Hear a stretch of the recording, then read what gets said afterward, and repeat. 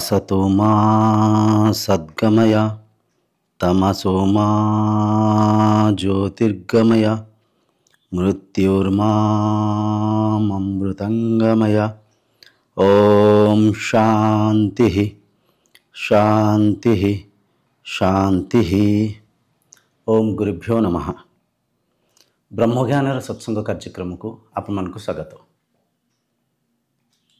आज आम उपनिषदर मंत्र माध्यम केनो उपनिषद जहाँ कि आप देखिपे केनो उपनिषदर मंत्र माध्यम स्वाध्याय करवा। स्वाध्याय माने निजर आत्मतत्व को निजर सत्सत्ता को चिन्हिया चेष्टा करवा। आम आगुरी भी अनेक थर चर्चा होइछे उपनिषद को ब्रह्म विद्या को आजाए। उपनिषद आज्ञा वेदर सारांश। वेद को जदि आम बुझिबा ऋषि किंबा साधु कहींपर आप ऋषि एकांत प्रदेश रे जीवन यापन करी मौन उपवास को धारणा करी निजर इंद्रियों को परखिथिले, इंद्रियों स्वभाव को बुझीथिले, मन उपरे निग्रह करी मनर स्वभाव स्वरूप को बुझी पारिथिले, साधना करी इंद्रिय मनर ऊर्ध्व को जाई निजर आत्मतत्व को बुझीथिले। आ से एकात्म भाव को आविष्कार करिकरी संसार को मार्गदर्शन करिया पई वेद रूपरे शास्त्र रूपरे तांकर से अनुभवर स्मृति को अनुभव को ही आमको मार्गदर्शन करिया पई वेद रूपरे आमको परसे थिले। वेदर चारिटा भाग अच्छे आम समस्ते भल भाव जानिचे संविदा कांड, आरण्य कांड, ब्राह्मण कांड और उपनिषद कांड। उपनिषद कांड है ब्रह्म विद्या।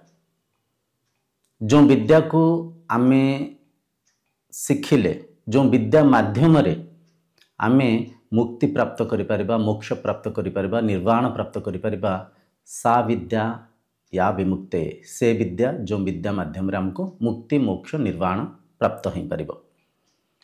ये उपनिषद रे जहाँ भी वर्णना करी कहा जाउची आपणकर निज सत्य कथा आपणकर आत्मतत्व कथा कहा जाउची। आपण जगह आपण मो जगह मु कहीं ना ब्रह्म स्तर रे आमे समस्त एक ब्रह्म द्वितीय नास्ति।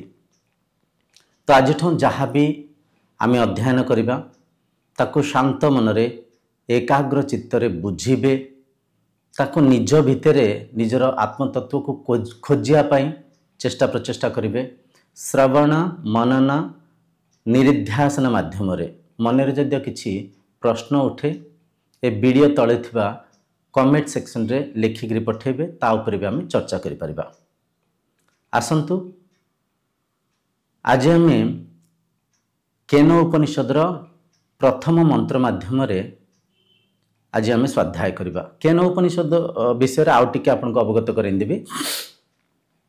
केनो उपनिषद रे गुरु शिष्यंक मध्य वार्तालाप होइछे, माने गुरु को शिष्य को माध्यम करी सारा संसार को ब्रह्म विद्या को प्रचार प्रसार करने पे प्रयत्न करा जाइछि। शिष्य योग्य शिष्य अछंती साधन चतुष्टय को संपन्न करिसंती।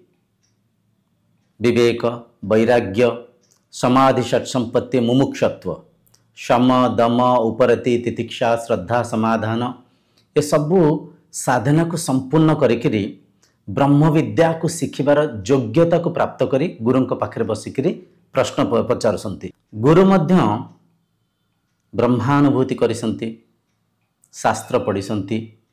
गुरु शिष्य को ब्रह्म विद्या माध्यम रे शिष्य सत्सत्ता को आत्मतत्व को चिन्हिया पे प्रयास करिसंती। तो गुरु शिष्य माध्यम रे आमे आज एक केनो उपनिषद को माध्यम करी स्वाध्याय करिबा, निजर आत्मतत्व को चिन्हिया पे प्रयास करिबा। वीडियो लंबा हबो, धैर्य रखिक शुणिले ही आप साधना रे आगु को जाई परिबे, निजर आत्मतत्व को चिन्हि पारिबे, जीवन को सार्थक करि पारिबे। आसंतु प्रथम मंत्र को आमे प्रथमे मंत्रोच्चारण करिबा, तापर से मंत्रर अर्थ माध्यम रे आमे स्वाध्याय करवा। मंत्र एपरिका अछि। शिष्य पचारुसंत गुरु को केनेषितं पतति प्रेषितं मनः केन प्राणः प्रथमः प्रेतियुक्तः केनेषितां वाचमिमां वदन्ति चक्षुश्रोत्रं कौ देवो युनक्ति। शिष्य पचारुसंत हे गुरुदेव केनेषितं पतति प्रेषितं मनः। गुरुदेव मते बुझांतु ये मन कौन शक्ति को आधार करी चिंता चिंतन करि पारुछि। ये मन रे जो वृत्ति जागृत होछि, जो चिंता जागृत होछि, जो विचार जागृत होछि, से विचार रो आधार के कौन शक्ति को आधार करी मन चिंता चिंतन करि पारुछि। द्वितीय हला से चिंता को से विचार धारा को किए देखुसंती। निश्चय आमे अनेक चिंता चिंतन करुथाउ, अनेक विचार करुथाउ। सत्संग पर मु ए काम को जीवी कि ऑफिस को जीवी कि घरे किछि काम कार्य अछि केते कोन भाबुथाउ। आमे ए भावनार पछाड़े ए भावना को उत्पन्न करबा पाए आधार किए? आपण कहबे मन नु आज्ञा, मन नु मन भी जड़, मनर भी जन्म हिंची, मनर भी अंत अछि। जहा भी ए संसार रे जन्म नहीं, जार भी ए संसार रे विनाश हिंची, सी जड़ ही। तो मन आत्मा नुहे, मन स्वतः चिंता चिंतन करि पारुनी। मन को चिंतित करिया पे मनर पछाड़े किछि ना किछि शक्ति अछि। जेमति कि आपण बुझंतु गोटे फैन टे बुलुछि। फैन गोटे यांत्रिक वस्तु, से वस्तु तो ता यांत्रिक जो परिका ताको आमे बनेइचे ता ढांचा को लेकर से बुलुची। किंतु फैन बुलिबा पछाड़े आधार जो परिका करेंट अच्छी, करेंट को माध्यम करी से फैन टा बुली पारुची। ठीक सेमती मनर आधार हेले से ब्रह्म। एठी ब्रह्म कहंतु, ईश्वर कहंतु, चैतन्य सत्ता कहंतु कि आपणकर निज स्वरूप कहंतु। आपण इठी आपणक निज कथा कह जाउची। आमे स्पष्ट कथा अर्थ हबा, आमे शुद्ध भाषा रे ताको व्याख्या करबा। बुलेम बंकें कि आमे अर्थ को अनर्थ करिया पे चेष्टा करबानी, सीधा कथा हबा। इठी आपणक कथा ही कह जाउची। मन आपणकर आधार रे चिंता चिंतन करि पारुची, से विचार धारा को भी आपण ही देखि पारुसंती। ये सब कथा को आमे प्रतिदिन अनुभव करुचे, किंतु ज्ञानर अभाव आमे ये सब कथा को चिन्हि पारुने, बुझी पारुने, धरी पारुने। भावी नियंतु आपण जहाँ भी चिंता करुसंती से चिंता को देखि पारुसंती। देखिबा माने चर्मचक्षु रे न, अंत मन रे अनुभव माध्यम रे देखिबा। निश्चय आप देखि पारुसंती। आपण कहउसंती मु ए सत्संग सइले अमुक काम करिबे। जहाँ भी काम करिवे आपण भाबुसंती ऑफिस को जिबे। अच्छा ऑफिस को जिबे एटा गोटे चिंताधारा। ये चिंता वृत्ति मन रे जागृत हैला, किंतु से वृत्ति जो चली परिचालन करछि, से वृत्तिर द्रष्टा, से वृत्तिर साक्षी, से वृत्तिर आधार हेले आपण। से वृत्ति को आपण देखुसंती। जेमति कि आखि कैमरा को देखुछि, कैमराटा आखिठो भिन्न अछि। कैमरा भिन्न, आखि भिन्न हबारु आखि द्रष्टा कैमरा दृश्य रूप रे आखिटा देखि पारुछि। ठीक सेमती जो विचार जागृत होछि, विचार हैला दृश्य। से विचार को देखुथिबा द्रष्टा हेले आपण, साक्षी हेले आपण। से कथा इठी शिष्य पचारुसंती केनेषितं पतति प्रेषितं मनः। मन केमती चिंता चिंतन करि पारुछि, आ से चिंताधारा को किए देखुछि। इठी प्रश्न पचारुसंती, उत्तर गुरु देबे। परवर्ती मंत्र माध्यम रे गुरु उत्तर देबे। इठी केवल प्रश्न पचारुसंती। आमे प्रश्न उत्तर को दुईटा को मिसेई करे एथि बुझुचे, सहज भाव रे आमे ताको मनन करि परिबा, आ निज संगे ताको रिलेट करिकरी सहज भाव रे चिन्हि परिबा। सेति पे ए शरीर प्रयत्न करूचे। तो इठी बुझंतु मनर विचार से ब्रह्म को, से आपण को आधार रे मन चिंता चिंतन करछि, से वृत्ति को आपण ही देखुसंती। केने प्राण प्रथम प्रेति युक्तः। केने प्राण प्रथम प्रेति युक्तः। मोर जो प्राण शक्ति परिचालन होउची ता आधार किए कौन शक्ति आधार रे ए शरीर जीवित अच्छी कौन ये कौन एमितिका शक्ति अच्छी जे कि शरीर को छाड़देले शरीर जड़ हो शरीर शव हो आमे कहूचे अमुक व्यक्ति मृत्यु हिंगले अच्छा मृत्यु हिंगले आज्ञा मृत्यु हिंगले मृत्यु हिंगले माने कौन से व्यक्तिर शव को तो आम देखुचे शव तो अच्छी किंतु शव परिचालन होनी स्थिर होकर पड़िक अच्छी शोईक अच्छी कौन छाड़देबारु से शरीर शव हो जाइए कौन थिबारु से शरीर परिचालन होता से शक्ति हेले ब्रह्म से शक्ति हेले आत्मा से शक्ति हेले आपण शरीर गोटे यांत्रिक वस्तु जमती गोटे बॉलटे अच्छी बॉल गोटे यांत्रिक संरचना ता भीतर जो करेन्ट प्रभावित होची फिलामेंट माध्यम बॉलटा प्रज्वलित होची आलोक को प्रसारित करुच्ची ता मेकानिजम जो डैमेज हो जाऊँगी ता भीतर जो यांत्रिक त्रुटि आसूची बॉल फिलामेंट जो कटि जाऊँगी बॉल भितर आउ से करेन्ट प्रसारित हो पारुनी जहाँ माध्यम रे बॉल मरीगला किंतु करेन्ट अच्छी ठीक से भाव में इठी शिष्य निजर आत्मतत्व को चिन्हवाई गुरु को पचारुंट केने प्राण प्रथम प्रेति युक्ता कौन शक्ति को आधार करी ये प्राण परिचालन होची एक प्राण से एक प्राण को पंच प्राण रे आमे विभक्त करछे प्राण अपान उदान समान व्यान पंच प्राण रे आमे विभक्त करछे तो से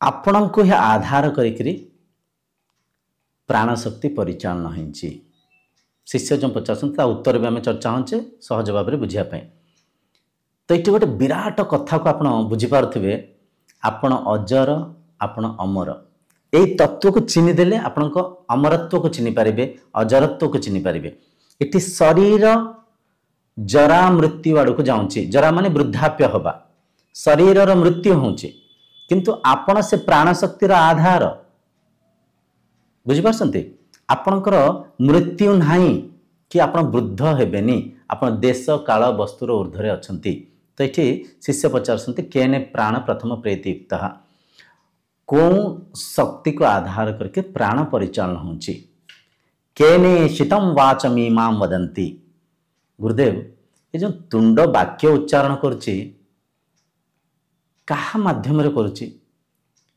कौन शक्ति माध्यम रे कौन शक्ति को आधार करके ये तुंड बाणी को उच्चारण करि पारुची माने ऑडिटरी फंक्शन सिस्टम किठी पचारु नांती इठी पचारसंती कौन शक्ति अछि जो शक्ति आधार रे ये शरीर चली पारुची आखि देखि पारुची कान सुनी पारुची तुंड बाणी को उच्चारण करि पारुची केने शीतम वाच मीमा वदंती चक्षु श्रोत्र कौदेव युनक्ति चक्षु माने आखि श्रोत्र माने कान ये आखि माध्यम रे कौन देवता देखुसंती ये कान माध्यम रे कौन देवता शुणुसंती देखते केते गभीर कथा ये पचरा जाऊँगी मु देखुची ठीक अच्छे आउ टिके गभीर भाव में बुझिले मो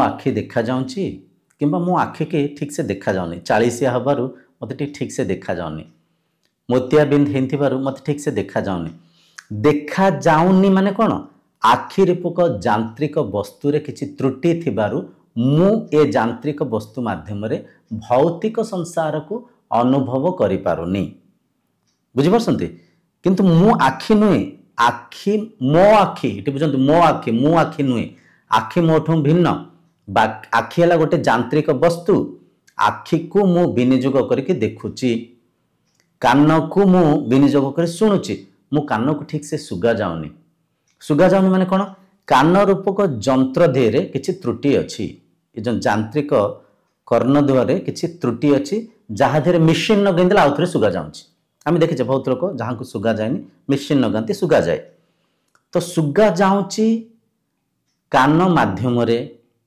शुणुची किए मु शुणुची मु मन माध्यम रे शुणुची ए भौतिक संसार को इंद्रियंक माध्यम रे मन द्वारा ध्यान दियंतु इंद्रिय माध्यम आखि माध्यम रे देखिबा जेमती गोटे अनुभव कान माध्यम रे सुनिबा भी सेमती गोटे अनुभव जिभ माध्यम रे चाखिबा भी सेमती गोटे अनुभव चर्म माध्यम रे स्पर्श नबा भी गोटे अनुभव घ्राणेन्द्रिय माध्यम रे माने सुगंध को नभा भी गोटे अनुभव ये अनुभव कोठी करूचे मन द्वारा मन भी गोटे यांत्रिक वस्तु ही मन भी माध्यम किंतु मु मनर ऊर्ध्वरे अछि आशा करछि बुझी पारथिबे चक्षु श्रोत्र कौदेव योनिक्ति हे गुरुदेव ए चक्षु को ए कान को कौन देवता विनियोग करसंती से किए इट देखंतु आमे सब अनुभव करूचे किंतु निज ठारू भिन्न जेहेतु मनरे वृत्ति चलुची से वृत्ति रे आपण हजि जाउसंती ब्रह्म रूपक आत्मा रूपक आपण जेतो मनरे चिंताधारा चिंतन करुसंती से चिंतार जाल रे से चिंतार बेग रे आपण हजि जाउसंती आपण निज को भूली जाइकरी मन संगे मिसी गले जहाँ भी भावुसंती ए काम हबो से कार्य हबो से व्यक्ति पाखक जीवी ये व्यक्ति मो पाखक आसबे कि खाइबी पीबी पैसा कमेबी जहाँ भी आम भावुचे ये सब विचार विचार दृश्य ही विचार जाल रे द्रष्टा रूपक आपण हजि जाउसंती लुचि जाउसंती काहे ना आपण हेले विषय विषय ऊपर जतले वस्तु जागृत होउची मन जागृत होउची से मनर बेगरे से मनर चिंता चिंतन भितरे आपण हजि जाउसंती आपण निजको हजि नउसंती तो एठी देखंतु आपण संगे जतले मन युक्त हला आपण हजि गले मनर तीनटा अवस्था अछि जागृत स्वप्न सुसुप्ति अवस्था जागृत अवस्था माने चेइक्रिय संसार को देखिबा मु ए कैमरा आड़ को देखिकरी मु माने शरीर कथा कहूँ शरीर ए कैमरा आड़ को देखिकरी ये वीडियोटा को शूटिंग करुच्ची कैमरा गोटे भौतिक वस्तु से वस्तु को जागृत अवस्था रे ए शरीर चक्षु माध्यम रे मन द्वारा ब्रह्म स्तर रे देखुसंती ब्रह्म अकर्ता ब्रह्म किछि करू नाहंती किंतु ब्रह्म आधार ब्रह्म ही सब करसंती ये ब्रह्म ज्ञान आज्ञा बहुत जटिल कोठी किछि करूसंती कहा जिवो कोठी किछि करू नाहंती कहा जिवो माने इठी ब्रह्म को ठारू पंचभूत निर्माण होइछि पंचभूत रे शरीर संसार निर्माण होइछि पंचभूत को माया कहा जाइछि पंचभूत रे किछि अस्तित्व नाही से माने प्रति मुहूर्त रे परिवर्तन हेकि चलुसंती शरीर इंद्रिय मन संसार तो बहुत गभीर कथा शांत हिंकरी एकाग्र चित्तरे बुझंतु मन रे जतले चिंता जागृत होउची ब्रह्म हजि जाउसंती चक्षु जतले बहिर्मुखी हिंकरी देखुची कान को जतले बहिर शब्द को कान सुनुची बाहर शब्द को ध्वनि को सुनुची चर्म जिमती बाहर स्पर्शानंद को नहुची जीभ जिमती रुचि को चाखुची इंद्रिय तांक भोग्य विषय रे जतले लुप्त हो जाउसंती ब्रह्म हजि जाउसंती ब्रह्म निजको इंद्रिय मानि नौसंती ब्रह्म निजको मन मानि नौसंती ब्रह्म निजको शरीर मानि नौसंती तार कारण कौन तार कारण है आम संस्कार छोट बेलठू आमको देह रूप से परिचय करा जाइछि ए शरीर ना प्रियरंजन ये शरीर अमक गाँ रु अटे ये शरीर अमकंकर पुत्र अमकंकर पिता अमकंकर गुरु अमकंकर शिष्य बुझिपारछन्ति माने शरीर रूप से जेहेतु आमको परिचय करा जाइछि जेहेतु आम से संस्कार को से मनर चिंताधारा को लेकर ये संसार परिचालन होचे आम निजको भूली जाइछे आ निजको आज्ञा निजठू भिन्न देखिबा असंभव द्रष्टा को दृश्य भाव रे विषय को वस्तु रूप से देखिबा अनुचित असंभव तेणुक निजको आम निजठू भिन्न देखि पारुने निजको चिन्हि पारुने मनर चिंता चिंतन संगे मनर दुख संगे निजे दुखित हो जाऊे मनर सुख संगे निजे सुखी हो जाऊे मन भितर राग द्वेष को उत्पन्न करुचे इंद्रियंकर भोग्य वस्तु संगे आम लुप्त हो जाऊे इंद्रियंकर दास पलटि जाऊे बुझिपारछन्ति आज संसार देखंतु जदि विनाश आड़क जाऊँगी केवल यही ब्रह्म ज्ञानर अभाव निजर आत्मज्ञानर अभाव निजर सत्सत्तार अभाव इंद्रिय आपणकर दास हवा कथा, मन आपणकर दास हवा कथा। आपण इंद्रिय मनर स्वामी हिंकरी ये संसार प्रत्येक रस रंग रूप को देखिकी कौन सी बंधन रे न बांधी हिंकरी मुक्त तृप्त रही आंतरिक सुख को नबार आवश्यक अच्छी, किंतु ज्ञानर अभाव निजको चिन्ह न पारिबारु आपण मायारे फसिकी मायारे हजिमजिकी निजको मुक्ति करने निजर सत्सत्ता को चिन्हापी ये आध्यात्मिक मार्ग को आचरण करछंती। तो आशा करछि आपण बुझिपारथिबे। शिष्य गुरु को प्रथम प्रश्न रे पचारछंती ये मनरे चिंता चिंतन केमती जागृत होउछि, से चिंताधारा को किए देखुछंती, ये तुंड केमती बाणी को उच्चारण करुछि आ से बाणी उच्चारण रो आधार किए, ये शरीर रे प्राण शक्ति केमती परिचालन होउछि, ये प्राणर आधार किए, ये आखि को ये कान को कौन देवता विनियोग कर माने इंद्रियों को मन को कौन शक्ति कौन देवता विनियोग कर। प्रथम प्रश्न को यही रखा। आगामी मंत्र माध्यम आमे प्रश्नर उत्तर को बहुत गभीर भाव में चर्चा होकर बुझा। गोटे गोटे एपिसोड रे गोटे गोटे वीडियो रे बहुत गभीर अर्थ आज्ञा अच्छी। आपको एकाग्र चित्तर बसिक मनन करंतु। मु देखुची आखि माध्यम रे मन द्वारा आखिर मनर ऊर्ध्वरे अच्छी।